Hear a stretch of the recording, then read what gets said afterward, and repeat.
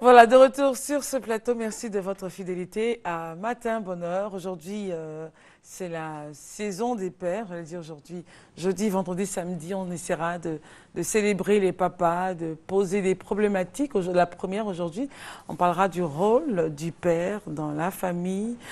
Qu'est-ce qu'il doit faire? Qui est-il? Qu'est-ce qu'il doit faire? Ses responsabilités, ce rôle-là, s'est-il appauvri au fur et à mesure des temps enfin oui, hein, certains estiment que le rôle du père s'est appauvri, certains estiment qu'il n'a plus toute sa capacité pour gérer, enfin bref, on aura les avis de nos invités. Il s'agit donc du professeur Aouli. Bonjour professeur. Bonjour. Vous allez bien? Très très bien. Et avec notre invité, il était le consultant des Adjucrou lorsque Naomi faisait donc la saison des peuples. Moi, je n'étais pas là. Et vous êtes là aujourd'hui. On a fait juste exprès de faire une sélection de personnes âgées hein, pour comprendre un peu ce que vous pensez. Parce que très souvent, on est un peu loin de vous, un peu de vous dans la pensée. On a toujours l'impression que le papa, il dit des choses, on comprend, enfin, il aime parler et tout. Donc aujourd'hui, on est là pour vous écouter, pour apprendre à votre école. Moi, je suis Christelle Meledge et c'est Judith Assoumou qui réalise donc ce temps d'antenne. Merci de prendre plaisir à nous suivre. Vous pouvez revoir cette émission sur le www.rti.ci, on le disait dimanche. C'est la fête des pères. Donc déjà, commencez à préparer les petits cadeaux, les chemises, quoi encore, les cravates. Les cravates. Et puis quoi d'autre, les ensembles, les vestes aussi, les pagnes, les gros pagnes quoi. Enfin, je veux dire les pagnes sérieux.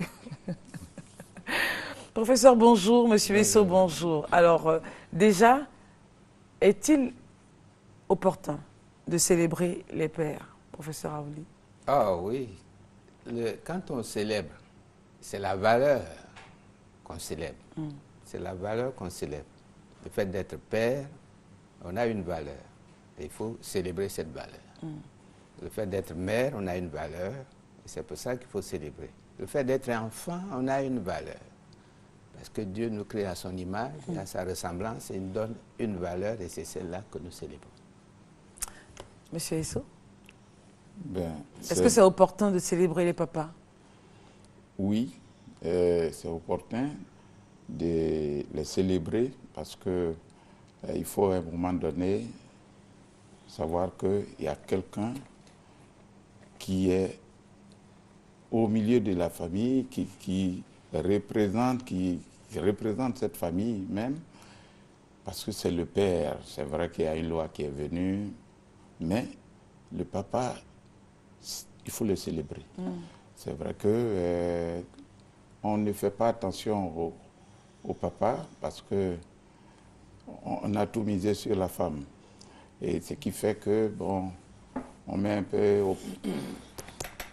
à côté le rôle majeur que joue un père dans la famille. Et c'est pour ça que de temps en temps, à un moment donné, il faut s'arrêter pour dire merci À ce à monsieur-là. ce monsieur-là. D'accord. Alors, vous avez dit, il est opportun de célébrer les pères. C'est vrai qu'il y a une nouvelle loi qui est venue. La nouvelle loi a touché la notion de chef. Hein. Alors, le père, c'est le socle. Si je ne me trompe pas, vous serez là pour me corriger. C'est le socle, c'est la boussole, normalement, de la famille, n'est-ce pas? Ben, le père, je vous ai dit tout à l'heure, le père, c'est l'enfant qui nous donne le titre. Quand l'enfant sort, nous sommes pères. Quand l'enfant sort, est né, nous sommes mères. Et à partir de ce moment-là, nous avons des responsabilités vis-à-vis de l'enfant et de la mère. Faire en sorte que la vie soit facile. D'ailleurs, je dis, si vous les aimez, ça signifie que vous les valorisez, vous êtes disponible et engagé pour leur faciliter l'existence. Je vous donne un exemple. Quand une maman accouche qui vient à ma consultation, on parle et à la fin, je dis, vous voyez, si le monsieur vous aime, vous l'appelez pour dire qu'on a fini, il peut venir nous chercher. S'il dit j'arrive, il vous aime. Mais s'il dit il est en réunion, il ne vous aime pas. Parce que, Ça, c'est dur quand mais même. parce qu'en réunion, vous dites mon épouse et mon enfant sont à l'hôpital, je vais aller les chercher. Ouais. personne ne vous dira de ne pas y aller. Vous voyez? Et à partir de ce moment-là, cette maman qui vient d'avoir qui a un bébé à la main, mais un minimum pour qu'elle soit bien. Et c'est pour cela que véritablement, c'est le socle. Je vous donne un exemple. Dans la société ancienne, quand vous mettez la mamie sur le feu, tout ce qui est légumineuse, c'est la femme qui doit apporter. Mais tout ce qui est protéines, pêche, chasse et tout ça, c'est l'homme. Et c'est pour cela que l'esprit de la femme est à la maison et l'esprit de l'homme est à l'extérieur. Et c'est la société moderne qui nous a tous mis dehors. C'est-à-dire? Mais comment? Oui, pour le vous travail. Vous êtes au travail, vous n'êtes plus à la maison. Et à partir de ce moment-là, la société moderne me dit, il ne faut pas aller pêcher ni chasser, mais donne l'argent à la place. Si je donne l'argent à la place, je joue mon rôle. Et à partir de ce moment-là, je mérite. Parce que ce qui se passe, c'est que le mariage, c'est une alliance. C'est une alliance. Et cette alliance, c'est union, communion. Et à partir de ce moment-là, il faut faciliter la vie en face et tout.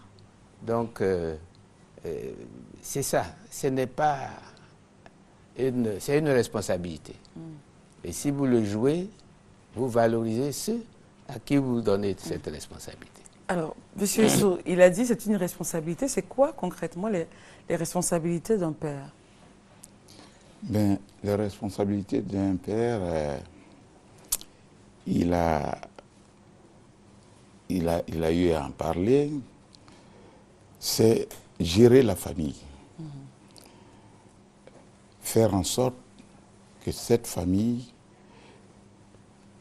ne soit pas, n'ait pas beaucoup de besoins, que les besoins vous les assumez, vous apportez ce qu'ils ont, ce que vous avez pour que la famille soit bien. Ça fait partie de la responsabilité d'un père. Maintenant, il a dit, tout le monde doit avoir cette responsabilité avec la nouvelle loi, mais il y a un mais. La maison, la case, ne peut pas rester sans un chef. Et le chef, par essence, c'est l'homme. Et donc, il doit apporter tout ce que cette famille a besoin. Et tout à l'heure, le professeur a dit, la société nouvelle a fait que tout le monde est au dehors. Mais n'empêche que même quand le pou est au dehors, très souvent, la responsabilité première incombe à l'homme.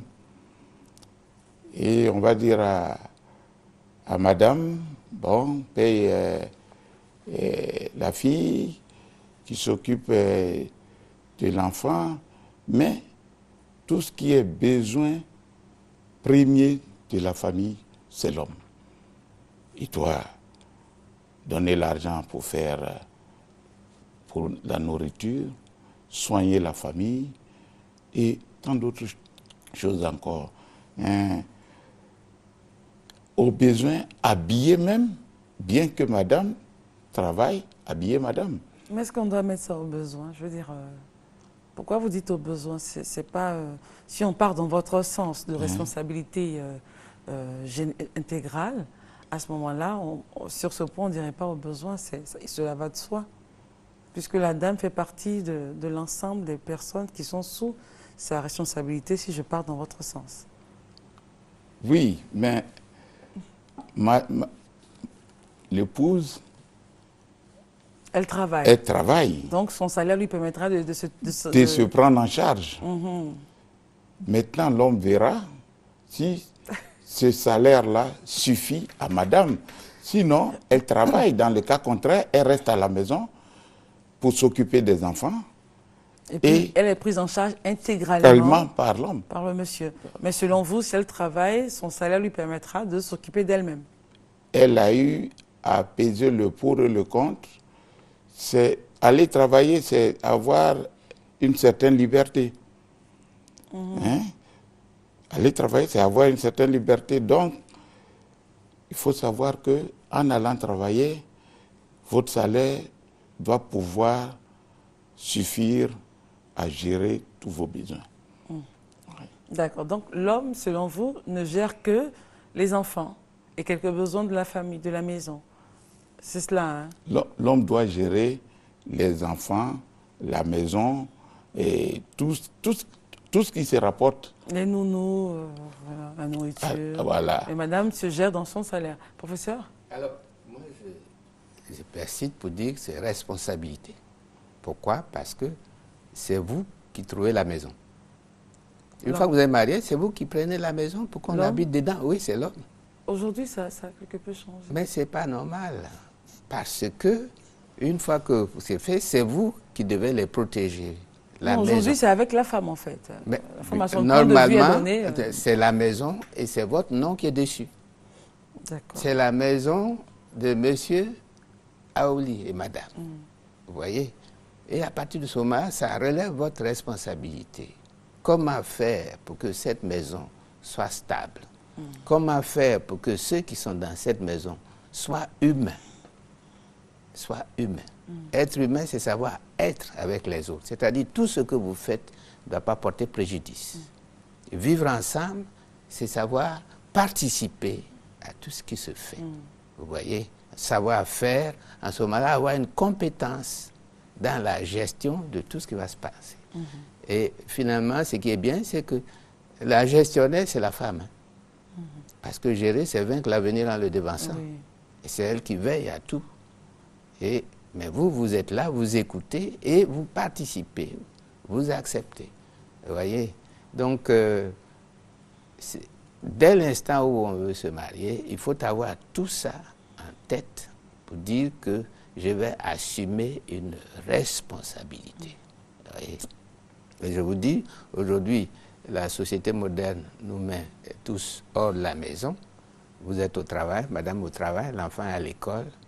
Mais vous avez une vocation, c'est le vivre ensemble. Il faut avoir un esprit, qu'il faut savoir l'utiliser pour que c'est simple. Je vais vous le dire, vivre ensemble, c'est trouver un moment pour être ensemble. Quand vous êtes ensemble, vous faites deux choses, communication et dialogue. Les deux vous donnent confiance.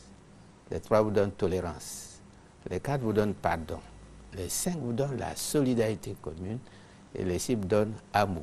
Et je vous dis, amour, c'est valoriser les autres, être disponible et engagé pour leur faciliter l'existence, pour qu'ils s'épanouissent.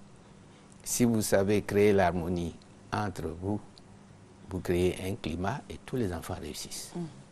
Alors justement, aujourd'hui, vous l'avez dit, il y a certaines choses peut-être assurément qui gênent l'ancienne époque, mais ces choses-là quand même sont. La maison est choisie par les deux. Et la notion de chef que vous avez mentionnée a disparu, vous le savez. C'est une gestion commune. Et je pense que cela n'est pas surprenant puisque je crois que normalement, de façon naturelle, hein, ça se fait. Sans que la notion de chef n'intervienne. C'est vraiment de façon conjointe que le père travaille à la maison. Mais oui, vous savez bien que même là, à l'Amérique, quand on dit « je me donne à toi », c'est don de soi, mutuel. Oui. Il faut gérer les deux. Il faut gérer les deux. C'est-à-dire que personne ne doit être frustré. Monsieur Sow. Effectivement, il faut, tout à l'heure on dit que c'est la femme qui gère. C'est elle qui gère effectivement et il faut amener cette loi qui fait qu'il y a une gestion commune, même avant cette loi. Même avant cette loi, c'était un fait. Hein? Oui, en fait, on a enfoncé une porte déjà, une porte ouverte. Oui. Même avant cette loi, c'est la femme qui est appelée à gérer. Parce que c'est elle qui reste à la maison. L'homme est parti chercher de quoi faire vivre cette famille-là. Ça, c'était à l'époque. Maintenant, la femme travaille. Mais, oui, c'est pas toute... Bon, d'accord. Je veux dire, si oui, pour celles qui peut-être ne travaillent pas, qui ont une activité qui ne les éloigne pas trop de la maison à ce moment-là, mais celles qui partent, monsieur part et tout. Oui, Elle part, monsieur part, mais on se retrouve pour gérer. On se retrouve pour gérer. On se retrouve pour gérer et très souvent, c'est elle qui donne les grandes lignes de cette gestion-là. Donc finalement, le rôle du père, c'est de quoi? C'est d'assister la femme Dans le foyer, le rôle du père, c'est de veiller à ce que tout soit là pour que on puisse. Quand vous dites tout soit là, ça veut dire qu'il y a une assistance financière pour que personne, enfin, pour qu'on ne manque de rien. On ne manque de rien, en fait. Et quand on arrive à un moment où ce rôle-là du père et du chef de famille qui est, avec la nouvelle loi, un peu dévoyé. Non, il n'y a plus de chef de famille en total. Oui. Non. C'est une gestion commune. Hein? C'est une gestion commune, oui, oui. Mais c'est une maison et dans une maison, il y a toujours quelqu'un qui est là. C'est l'homme. Et quand l'homme n'est pas là... Ça veut dire que là, vous dites que là, la loi a fait son travail, mais dans les maisons, c'est l'homme. Oui, c'est l'homme. Et quand l'homme n'est pas là, c'est la femme. Oui. On n'a pas besoin de dire les deux gèrent, mais les deux ont toujours géré. Oui. Parce que quand l'homme est là, il est le chef de famille. Bien sûr qu'il ne s'impose pas, il ne sait pas la dictature. Il écoute madame, mais dès l'instant où l'homme va à la recherche de quoi subvenir aux besoins de la famille, c'est la femme qui est là. Avant que sa capacité d'homme, le fait qu'il soit homme le positionne déjà de facto comme étant la tête. Oui. Donc au total, ce qu'on retient, ça veut dire que c'est vrai que la nouvelle disposition de la loi fait en sorte que cette notion-là dégringole un peu, mais pour vous, mais ça c'est le papier, hein, dans une maison, de façon naturelle, évidemment, celui qui porte la culotte, c'est l'expression consacrée, c'est l'homme. Professeur, vous voulez réagir là-dessus? Alors, c'est simple, parce que dans une maison, pour que vous ayez ce qu'on appelle le bien-être, c'est 4 choses. Il faut que vous soyez autonome. Vous veillez que vous soyez autonome, vous soyez en bonne santé, vous soyez en sécurité et dynamique.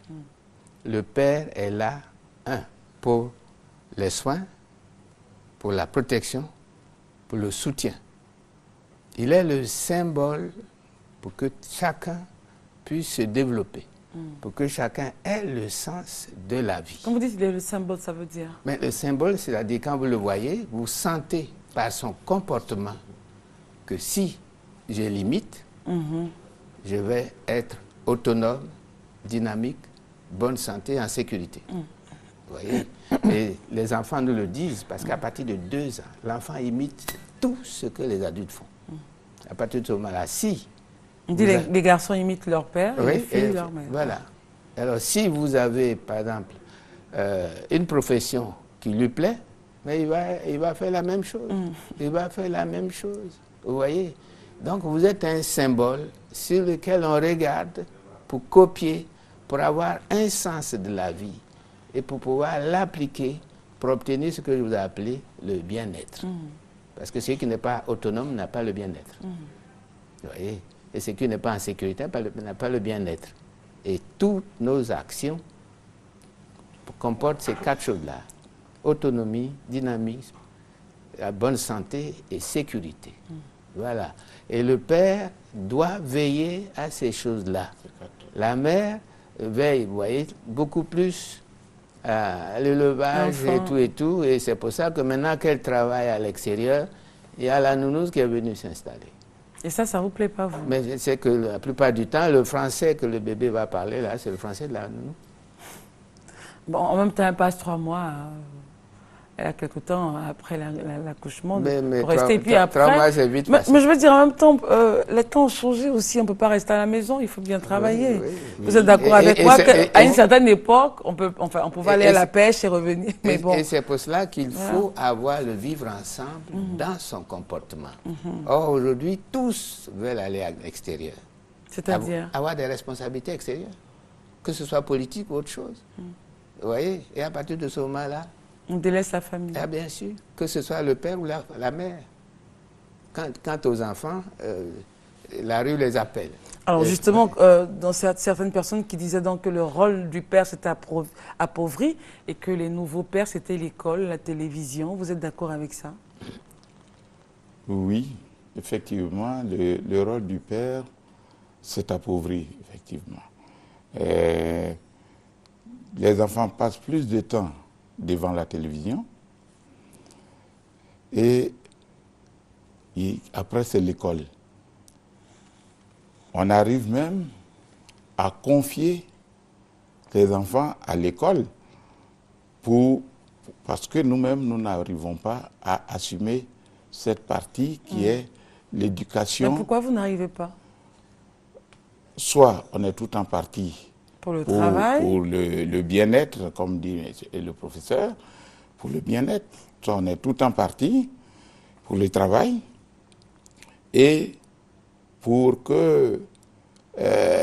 mettre toute cette famille à l'abri, on essaie de faire de notre mieux. Donc vous voyez vous-même que c'est une démission où vous êtes forcé à le faire, professeur? Mais c'est parce pour nourrir la famille. C'est parce qu'ils n'ont pas compris que la vocation dans la famille, c'est le vivre ensemble. Et je vous ai dit, le vivre ensemble, c'est communication et dialogue. Alors si vous arrivez, que vous êtes accroché à votre ordinateur ou à votre télévision, il n'y a pas de conversation. Chacun est sur son portable. Oui. Sur son ordinateur portable, voilà, sur Facebook, Twitter. Mais voilà, alors, du coup, il n'y a pas de communication, il n'y a pas de dialogue. Mais comment vous pouvez avoir confiance en vous? Comment vous pouvez vous aimer? Et c'est pour ça qu'à un moment donné, il faut que vous puissiez vous maîtriser vis-à-vis de ces choses-là. Que vous puissiez vous maîtriser. Si vous ne vous maîtrisez pas, mais il n'y a personne à la maison, et puis mon Dieu, tant pis. Donc un papa, déjà une fois qu'il rentre, il y a des règles. Absolument. On diminue, arrêtez peut-être on diminue la fréquence de l'ordinateur. Oui. Ils s'entourent des enfants pour savoir ce qui s'est passé à l'école et les enfants sont toujours disposés pour expliquer ce qu'ils ont vécu. En même temps, vous aussi, vous êtes contre les nouvelles technologies. Ils sont là, il faut se maîtriser. Si vous ne vous maîtrisez pas, ce sont elles qui vous maîtrisent. Exactement. Et vous n'êtes plus humain. Et on voit des personnes, évidemment, qui restent sur l'ordinateur. Et même le simple portable, accroché à l'oreille. Vous n'avez pas de portable? Non, j'en ai pas. On part à la pierre utile, juste une transition. Le temps d'installer Serge José Ameçon, qui vient nous parler donc de la visite de la ministre de la Communication à Fréquence, de Fréquence Jeune. À tout à l'heure.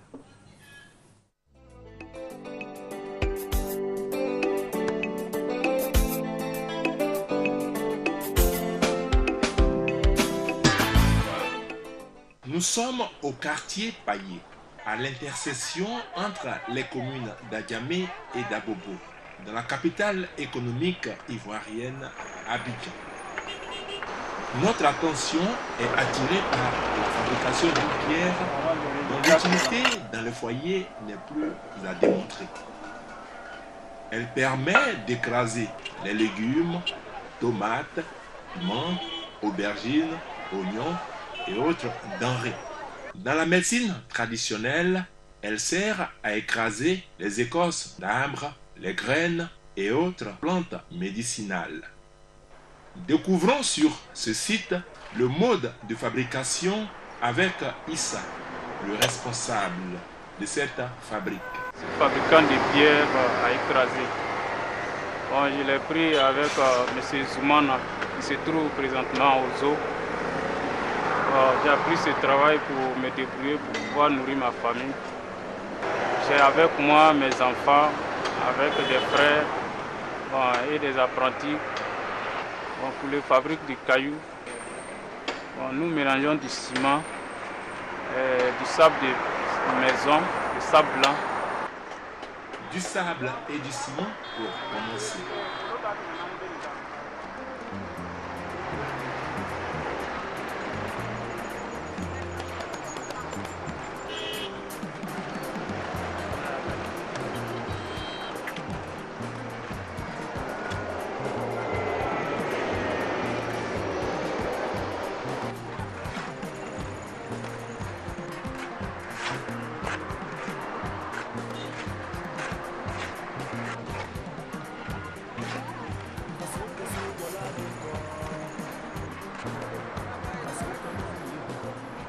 Cette autre étape de la fabrication consiste à mouiller sable et ciment.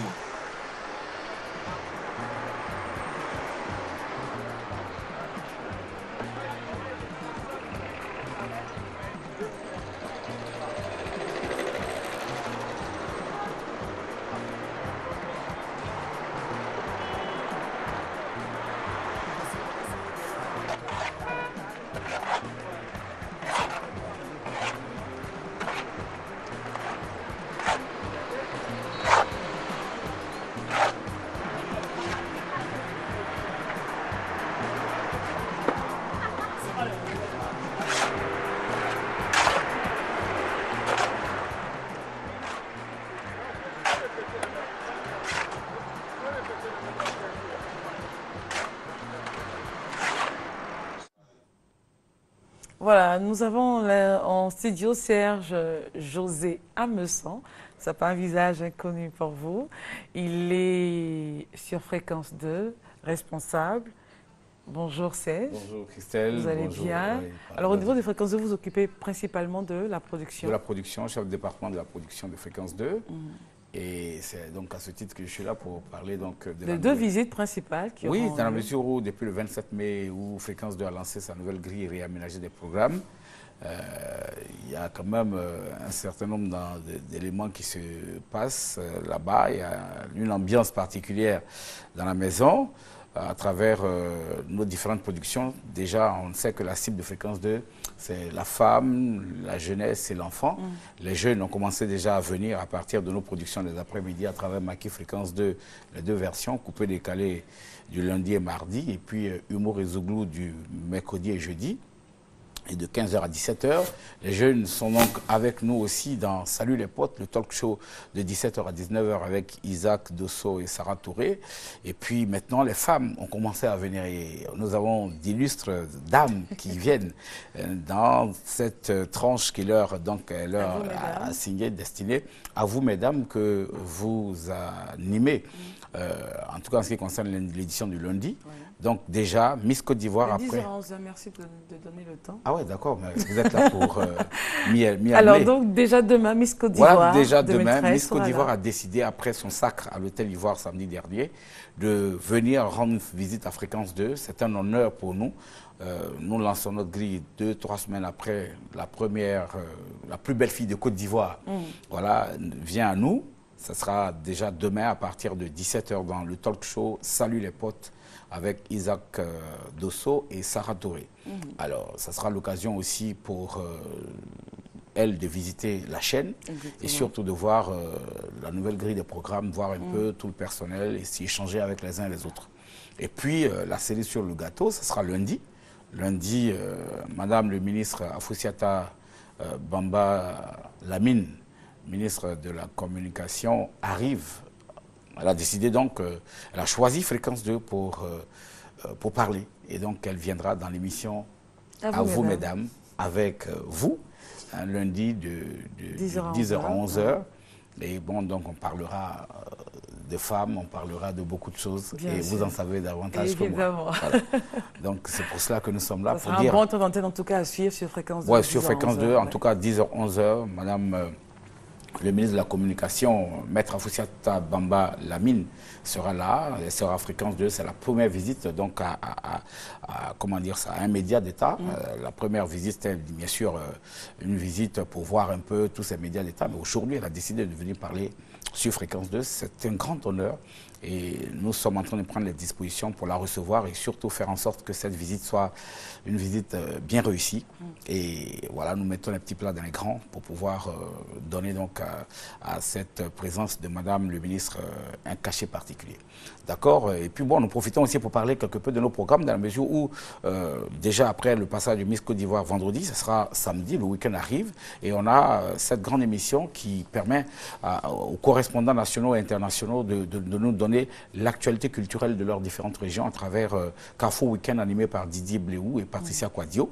Et puis le hip-hop revient, on parlait de la jeunesse, le hip-hop revient donc avec Yves Emma, ce sera l'après-midi de 13h à 15h de samedi. Et puis Didier Arsenal vous attend de 22h à 1h du matin dans Samedi Soir C'est Gâté. C'est sur Fréquence 2. La jeunesse sera donc au cœur de nos préoccupations le week-end. Et puis dimanche, n'oubliez pas, Tokwe avec Juliette Anzian et sa bande de comédiens professionnels de 9h à midi. Et puis Ivoire Collector, Papous Kader et Diabostek seront là pour ressasser quelque peu les grandes chansons, les grands artistes, parler donc des grands souvenirs de la musique ivoirienne. C'est donc tout un programme alléchant, sans bien sûr oublier de souligner cours de renforcement. C'est d'ailleurs un programme inédit dans le milieu donc des programmes radio en Côte d'Ivoire, des professeurs qui dispensent des cours en direct sur Fréquence 2. Nous sommes en période donc d'examen de fin d'année et ces professeurs, à partir d'exercices, arrivent à communiquer avec les élèves, histoire de leur permettre d'arrondir quelque peu quelques connaissances. Et puis bon, bien sûr, pouvoir être prêt pour les examens. Le BEPC est terminé, il y a le baccalauréat qui arrive, donc chers amis, soyez à l'écoute ce dimanche de 15h à 17h avec les professeurs qui seront avec vous. Et puis Jassa FM, Julien Gualo et tous ses amis, nous avons donc décidé aussi, pourquoi pas, de faire la part belle à nos amis, pas les loubards, mais les gros bras, voilà, les gros bras, cette manière ivoirienne spécifique à l'ivoirien de parler. Donc il y a cette émission là à partir donc de 17h et cela jusqu'à 17h30 minutes. C'est Julien Gualo qui en assure donc la présentation. Donc c'est un week-end vraiment alléchant que Fréquence 2 vous propose, mesdames et messieurs, téléspectateurs, auditeurs aussi de notre chaîne. Votre radio est de retour. À Abidjan, c'est 92.0 FM. Et puis, en fonction donc des différentes régions, les fréquences varient. Mais néanmoins, soyez rassurés, c'est une radio qui est revenue pour reprendre la place qui était la sienne sur l'échiquier donc des médias en Côte d'Ivoire. Je voudrais juste au passage souligner que John Jay est de retour sur Fréquence 2 et que jeudi et vendredi, de 22h à minuit, il anime Reggae Night. Et donc aujourd'hui, jeudi, il sera là à partir de 22h pour vous tenir à l'haleine jusqu'à minuit, ainsi que demain, vendredi, de 22h à minuit. Donc c'est un programme, on n'oublie pas Soum Saint-Félix, qui déjà assure les deux tranches du lundi et mardi à travers Pastime Paradise, de 22h à minuit sur Fréquence de lundi et mardi. Et puis, vous le savez, la musique qui marche en ce moment au niveau des jeunes, c'est la zonto, c'est pas mal de coupé-décalé.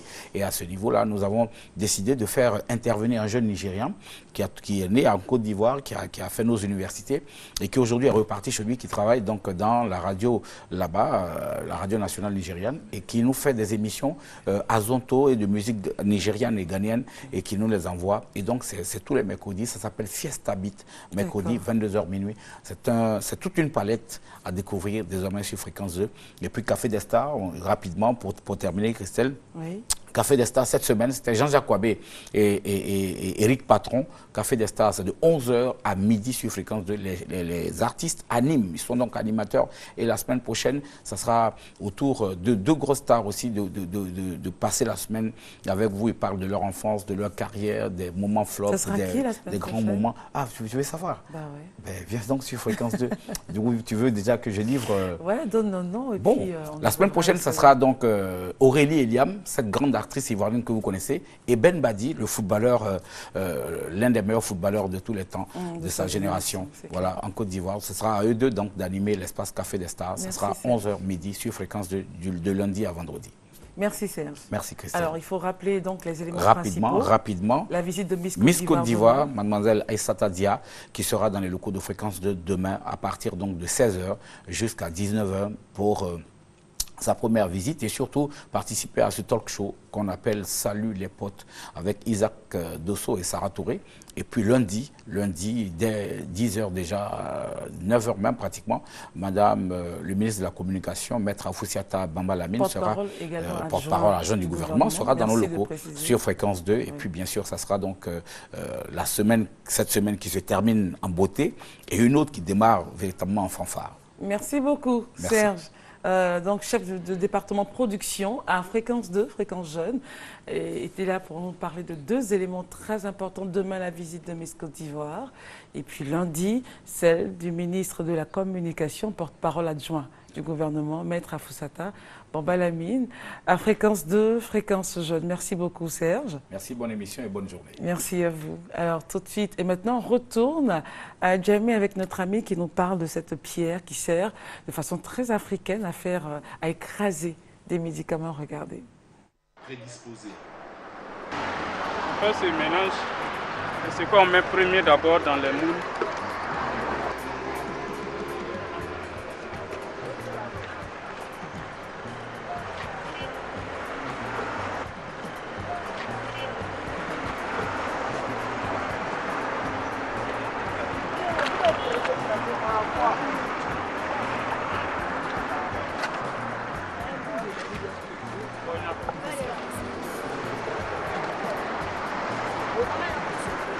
Avec peine.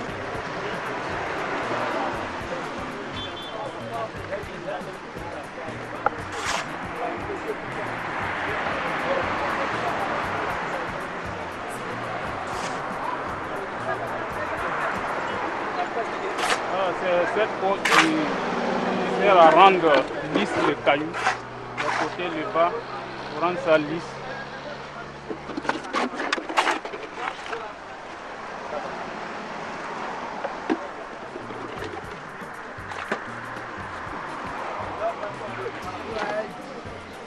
Maintenant, on va essayer